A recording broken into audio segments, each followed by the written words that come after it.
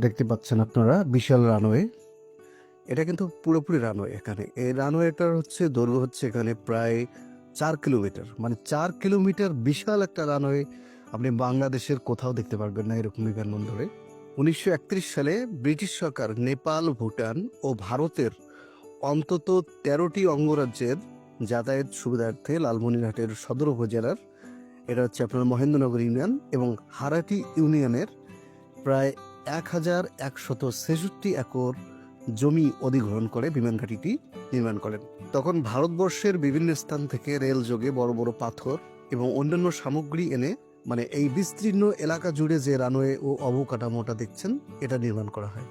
কিন্তু 1945 সালে যুদ্ধ শেষ হওয়ার পর নতুন করে এটা আর ব্যবহার হয়নি।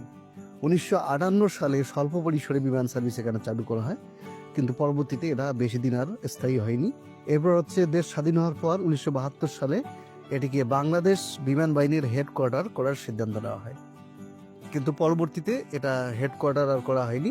হেডকোয়ার্টার অবশেষে করা হলো ঢাকায়। এবং তখন থেকে এরপর থেকে এই রানওয়ের চারপাশে দেখতে পাচ্ছেন আপনারা যে ধান ক্ষেত রয়েছে এখানে। এখন ধান ক্ষেত, গরু, ছাগল, মহিষ এগুলো এখন চড়ানো হয় এই জায়গাটায়।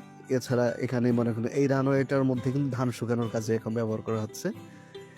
মানে নতুন করে এই লালমনিরহাট এয়ারপোর্টটা স্বপ্ন দেখতেছে এখন। আবার যেহেতু চালুর সম্ভাবনা মানে অনেক বেশি, এটা চালুর বিষয়ে অনেক দিন থেকে সিদ্ধান্ত নেওয়া হচ্ছে। তত্ত্বাবধায়ক সময় এখন যেহেতু এই টাইমটাতে বিশেষ করে এটা নিয়ে খুব চিন্তা করা হচ্ছে যে এটা খুব শীঘ্রই হয়তোবা চালু হতে পারে। যদিও শোনা যাচ্ছে যে এই বিমান ঘাঁটিটি নাকি তৈরি মানে চালু হলে ইন্ডিয়ার নাকি সমস্যা হবে বেশি, কারণ এখান থেকে বর্ডারের দূরত্ব মোটামুটি 10 কিলো হলেই বর্ডার পাওয়া যাচ্ছে, এজন্য